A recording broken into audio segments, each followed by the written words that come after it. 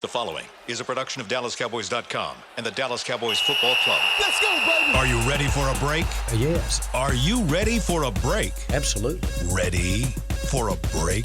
Yeah, and so much for that. It's time for The Break on DallasCowboys.com. We were on the break! With Nick Eatman, David Hellman, Ambar Garcia, and Derek Eagleton.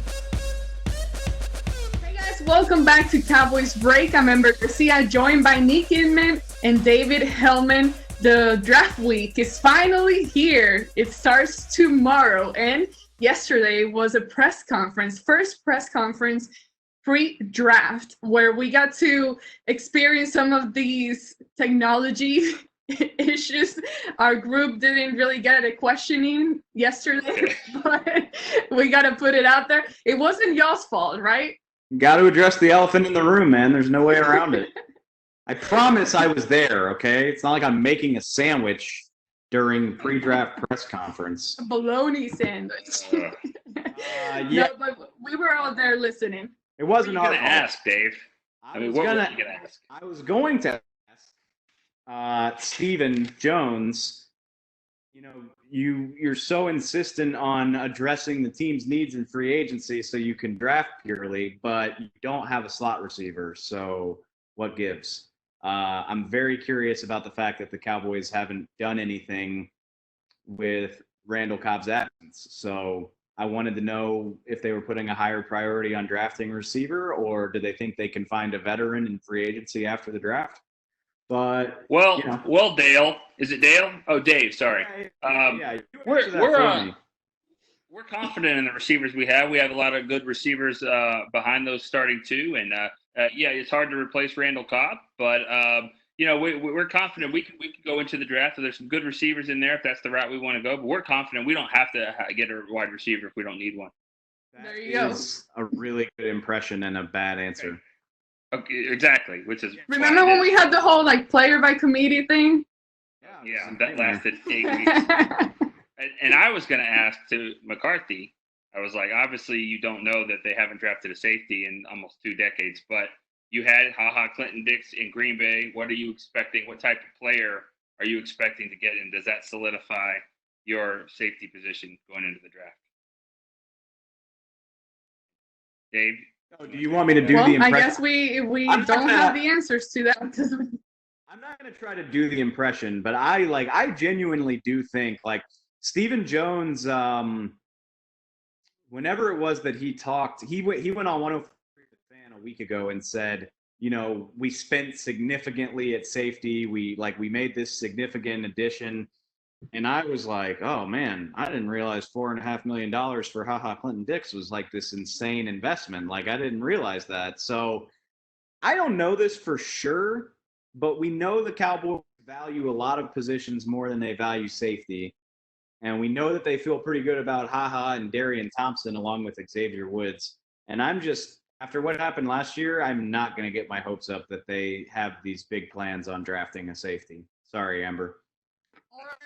A trade, apparently, because he did say, there's been a lot of talks about Jamal Adams and a possible trade with the Cowboys, but Jerry Jones was very clear yesterday making a comment saying that they weren't going to invest on a trade, using a trade for a high-profile player. So there goes that, unless they're keeping it a secret for, I don't know what their plans are for right now.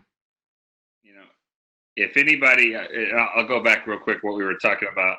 If anybody doesn't understand what we were saying, there was the pre-draft press conference yesterday.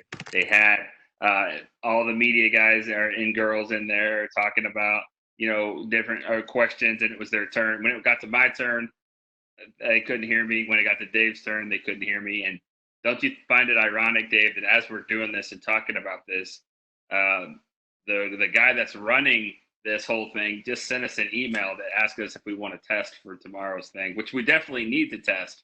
But yes, the timing is hilarious. And to talk about your point, I don't know if everybody's talking about Jamal Adams, but I feel like there's people where. Well, I feel like I'm talking about in the media.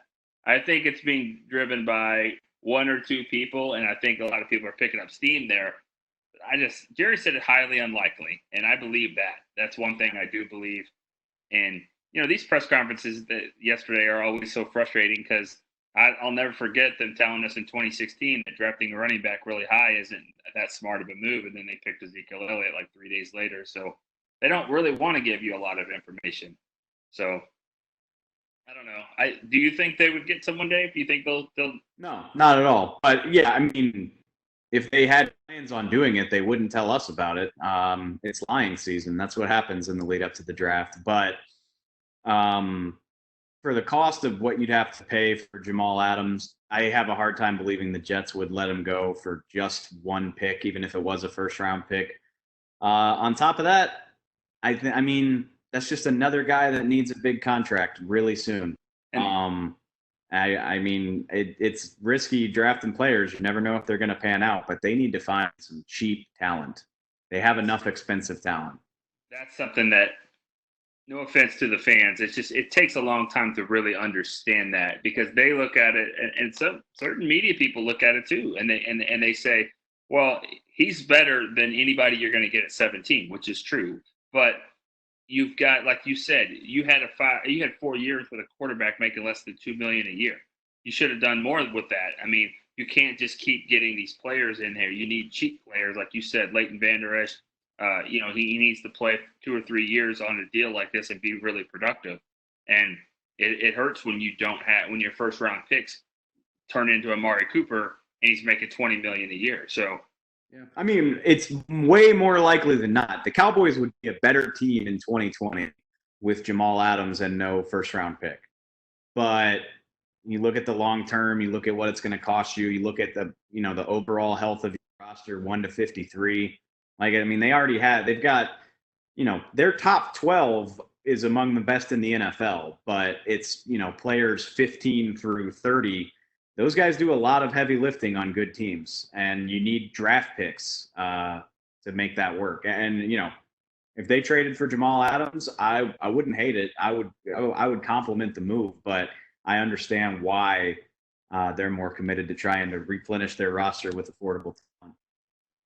I mean, you can make the case. Would you rather have Jamal Adams at safety next year, making what?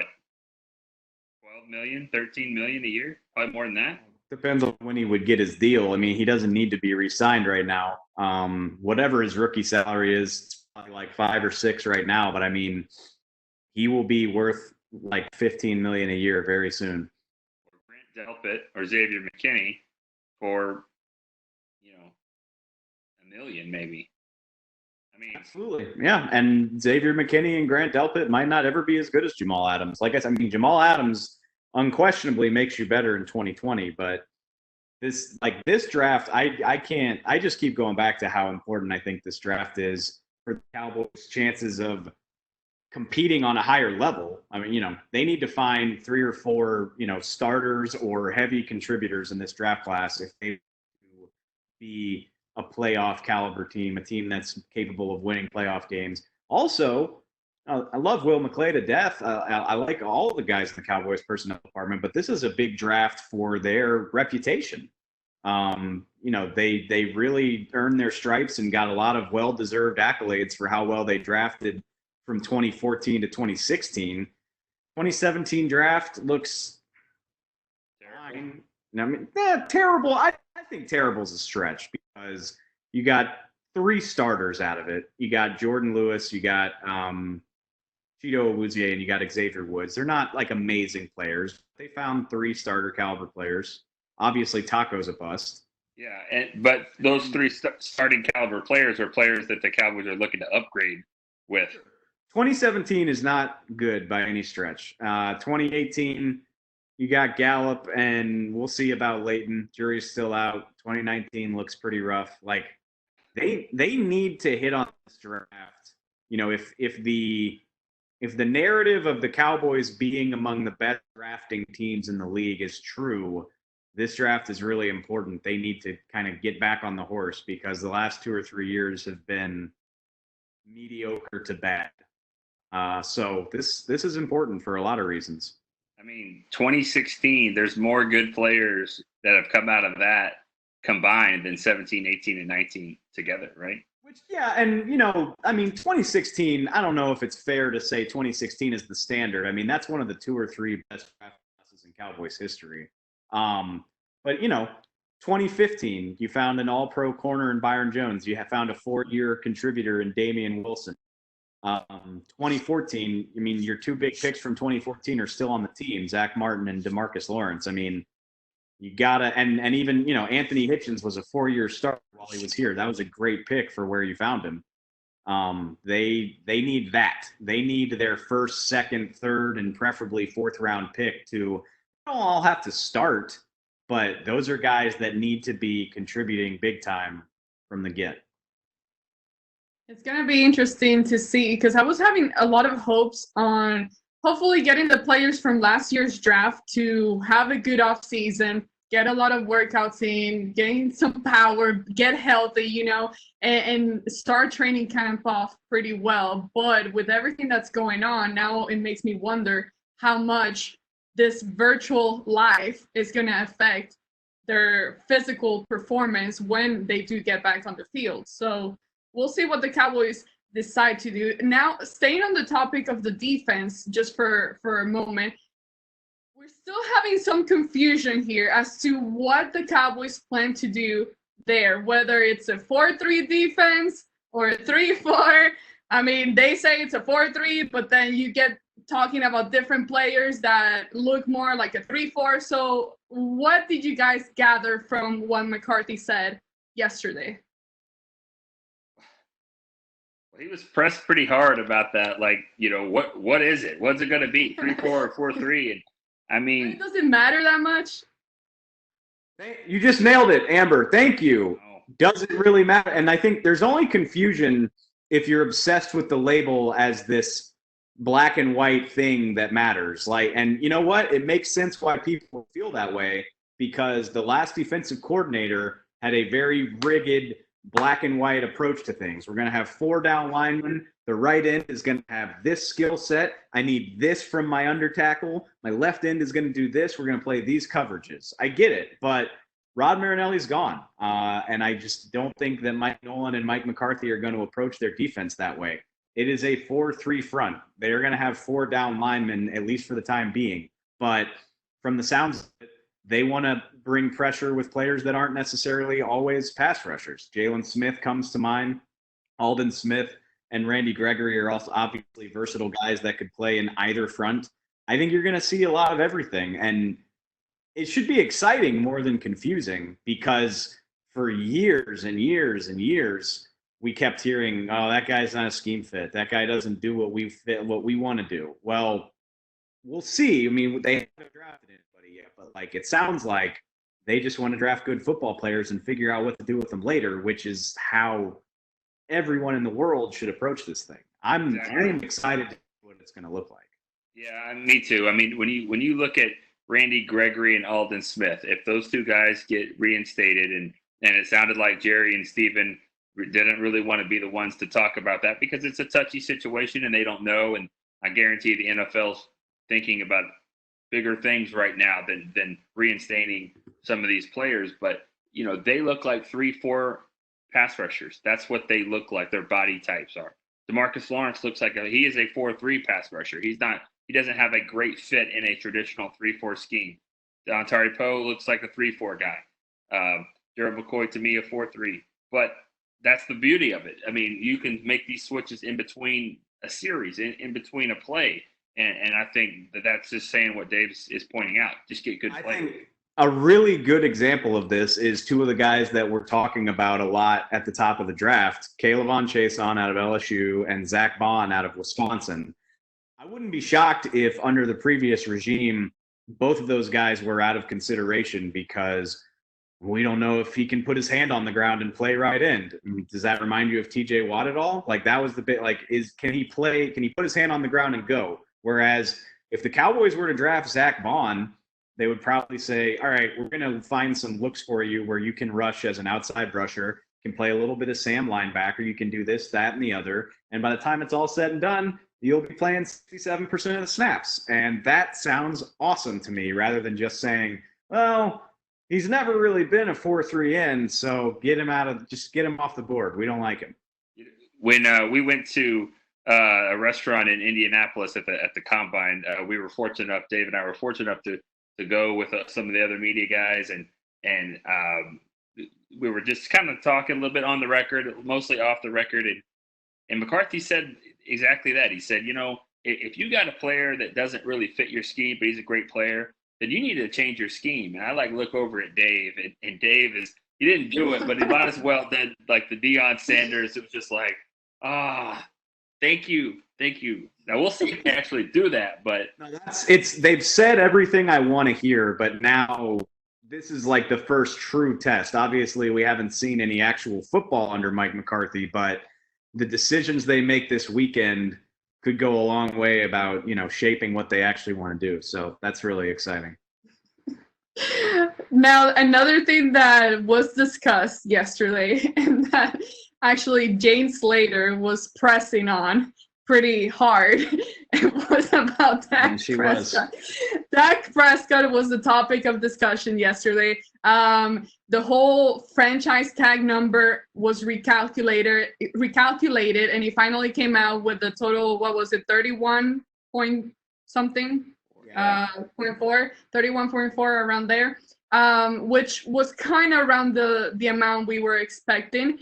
Now, when asked if Dak has been participating in this virtual voluntary off-season program, McCarthy he tried his best to kind of not answer it.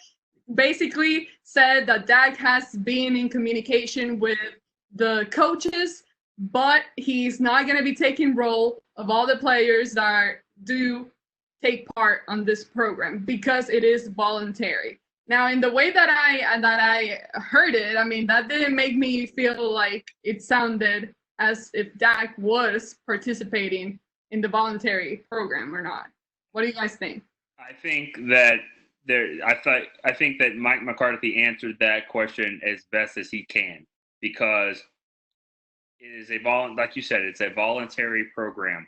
The minute the Cowboys, especially their head coach, start revealing to the media who's participating and who isn't, then he's subject to, I don't know if it's a fine or anything like that, but you certainly don't want the league jumping in and saying, why are you throwing out these players' business? Because he said, we're definitely not going to be taking role. But he also mentioned that he's doing everything, he's communicating. So I looked at it like he is participating somewhat, but he can't say whether or not he's there or not. Yeah. And I think I talked about this last week. Like, if this was the real off-season program and we're doing workouts and on-field learning and all that stuff, I understand. But like, I don't care if Dak is on the Zoom call. I don't care. Like I said it last week. Like, he's got his iPad. It feels so funny. It does, because it's do I need to be on a Zoom call with Derek and Nick at all hours of the day for them to know that I'm like handling what I'm supposed to be handling? No. Like, we're mature adults and we can accomplish what we need to accomplish without having somebody virtually breathing down our neck. Like, I don't care if Dak logs into a single call. He's got his iPad, and like I said last week, like, I think he cares way too much about being good at quarterback to like throw his iPad across the room and not ever look at it. Like, I'm sure he's looking at it. I'm sure he's going to handle what he needs to handle. In the meantime, as long as all this weird stuff is going on, I don't care if he's logging in or not. Maybe I'm alone in that, but it just seems silly to quibble over. Well, another thing that was interesting, though, about that whole conversation is, okay, yes, they said that they're still in the works, so in the hopes of getting a long-term deal with Dak Prescott, but they are not canceling the possibility of drafting a quarterback in this draft. Jerry Jones mentioned how Mike McCarthy likes to have extra quarterbacks in the room, get them to develop, and hopefully in the future use them as a trade or just, as an investment overall for the future. What are your thoughts on this whole quarterback drafting? If they do draft one, what would be, like, around what round would you be looking at? Well, I mean, yes, Mike McCarthy likes to do that, and that's something Green Bay has done. They drafted 5 quarterbacks in the time he was there, and they had Favre and Aaron Rodgers. But that's not what Jerry Jones likes to do, and so it'll be interesting to see. He's done it once or so with Mike White, and I don't think that didn't work out. But that doesn't mean you stop trying. Some of those Packer guys didn't work out either. How's it going to work out when you have a Pro Bowl quarterback there? So I just think that if we're looking at it, I would say 5th or 6th round. That's how you develop a quarterback, because anything higher than that, these guys should be somewhat ready to contribute. They still need development, but I think 5th or 6th round, because you have other needs. You have guys like Dave said, you got to hit on these top 4 picks. Yeah, that's what I was gonna ask. Based on all the other needs, I mean, would you, Dave, think that there is room for a quarterback to be drafted in this draft? I don't. Not high. Not in the top picks. I know, they talked to Jalen Hurts. That's a name that keeps getting brought up, but you'd probably have to draft him with the 51st overall pick, or maybe 82nd. Maybe he falls that far, but like we keep saying, they need pass rushers and cornerbacks and safeties and a receiver. They could probably use some linebacker depth. How are you justifying that on a guy that you hope is not going to touch the field? And I get it. The higher you draft him, the more likely he is to be good. But if they want to do it on day 3, that's fine with me. I think, there's some guys you could draft in the 5th, 6th, or 7th round that I'd be fine with. But a premium pick on a quarterback when your quarterback is only 26 is scary to me. And it's hard to convince Jerry Jones otherwise when he's got one of the best quarterback that he's ever had here in the last 10 years that he got in the 8th round, if you will. And there wasn't one. An undrafted free agent, Tony Romo. So, I think when you get to that point, you might as well just get it undrafted. But I would rather draft a punter. I'm not joking. I would rather draft a punter than we're gonna go. I didn't know I was gonna make you dance. I didn't know you were gonna get that excited about a punter. We're gonna go draft the A&M kid. Yeah, get Braden Mann in the 6th or 7th round. I'd be on board with that for sure. I just think I think at that point you might as well just get a undrafted free agent, knowing that he's probably not going to be better than Cooper Rush anyways. They like Cooper Rush enough that he's been around for 4 or 5, 3 or 4 years, whatever it is at this point, and he was undrafted. So, and I don't dislike Jalen Hurts, but I don't know, the drop off between him and some of the day 3 guys is so severe that you just have to grab him in the top 100. I mean, again, if you're quarterback needy, I get it, but Dak Prescott's never missed a game. I'm comfortable betting on that. I mean, you got one of the most productive college quarterbacks on the roster in Blake Bell. True. Yeah. I'm holding out hope. He didn't throw a pass. I don't even know if he threw more than 5 passes his whole career, but he didn't have to. I am holding out hope that they've got fun package for him lined up, like whether it's goal line or just something to throw defenses off. I mean, I'm not saying he needs to throw passes or whatever, but it would be fun if they could find a way to utilize that. Do you know the 2 players on the roster that have thrown a touchdown pass? I mean, other than Dak? There's only one more, I believe. I mean, I'm guessing it's Blake Bell based on the conversation. I don't think so. Oh, Dontari Poe. Yeah. Okay. Poe. Yeah. And if you haven't seen that, YouTube that. It's one of the coolest things you've ever seen. Yeah, I've watched it. I forgot about that. Well, I've been receiving questions about this draft and how it's going to be handled. It's definitely going to be a challenge just putting everything together virtually. But in yesterday's press conference, Jerry Jones, he said that they've done some practice runs and they don't seem to have had any issues with it. Well, they've had issues, but they've addressed it and tried to perfect it to where tomorrow it shouldn't be a problem. Even if they were needing to trade for whatever reason, they can make that happen. How comfortable are you feeling about this whole process when it starts tomorrow, as far as looking at how the only example we have is basically the press conference that we were able to witness yesterday? So after that, how comfortable are you with tomorrow's process? Do you expect this or the Cowboys to experience difficulties that would affect them in when it comes to their turn to draft? Well, you're talking to two guys who couldn't get in on the press conference call. I didn't see Stephen Jones for the first 20 minutes. Not sure why, but I think he was having some problems too. Yeah, I mean, Dave and I argued with Derek, I think, a couple weeks ago. It's going to be chaotic. How can it not be? It is going to be chaotic for what they're used to doing. Yes, they'll figure it out, but there'll be trades probably left on the table because they just can't communicate with everyone. Other teams honestly might have more of a problem than the Cowboys because they've got an owner and a GM that they need to talk to with the coach.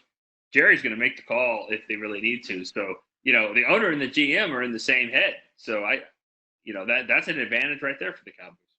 Yeah, I'm not worried about the Cowboys, but just from the league as a whole. Like, yeah, I mean, Jerry kind of glossed over that. He was like, yeah, I mean, we had glitches during the mock draft, but we sorted through them. I'm like, okay, well, but like it didn't matter, like it was fake. But you're probably going to have glitches when teams are on the clock and when teams are trying to trade. And saw one of the GMs has like the team's IT guy is going to be living in a Winnebago at the driveway in case something goes wrong. And I think I heard John Schneider is like ripping down walls in his house to like boost the Wi-Fi signal. Like, I don't know. There's a bunch of crazy stuff going on, and you just can't convince me that we're going to make 255 picks and a couple dozen trades without some craziness. I just feel pretty good about that. Like, if it goes completely smoothly, I'll be shocked. I was expecting to hear something from the NFL saying that maybe they were going to extend the time that teams get to make the decision, thinking that because of these technologies that are now being used, I would imagine that there is some errors are going to happen. You're going to have glitches. So I was expecting there to be a longer time period where the teams just have more room for, to mess around in case something happens. I think so. Okay. Were you gonna say something? I was just saying, just the part about communicating trades to the league. That's going to be one thing they can talk with amongst themselves, but then going to the league and getting all that in. I bet you the league's going to be a little bit more lenient when it comes to trades and past the deadline and stuff like that. All right. Well, to wrap up the show, you guys had your predictions last week. Have they changed since then? Do you have a better gut feeling of what's going to happen tomorrow, who the Cowboys might be drafting? Dave, what is your gut telling you? I mean, I've been on this train for about a month and a half, so I'm not going to get off now. I think if he's there, I think they will pick K'Lavon Chaisson. It's good value for pick 17. He's not a slam dunk prospect, but he's 20 years old. He's an ascending, highly talented player. They do not have much in the way of like proven options at right end. Again, you're talking about a versatile guy. If we're going back and talking about the versatility of Mike Nolan, having multiple fronts. The only question is whether he lasts that long, because he's the second best edge rusher in this class, and that's valuable. So he might not be there. If he is, I think he'll be the pick. I think C.J. Henderson would be in consideration too, but I don't expect him to be there. He's the second best corner, and those don't last long either. So I'm thinking Chaisson. If he's gone, I wouldn't be surprised if Jerry tries to get out of the pick based on the way he was talking yesterday. Yeah. It sounded like trade down was a possibility. I'm going to just say my prediction is a cornerback. I just think, they've tried to cover themselves with defensive end and hoping that those guys get reinstated. But, and you've got Jelks and you've got Joe Johnson or Joe Jackson. Joe Jackson, yeah.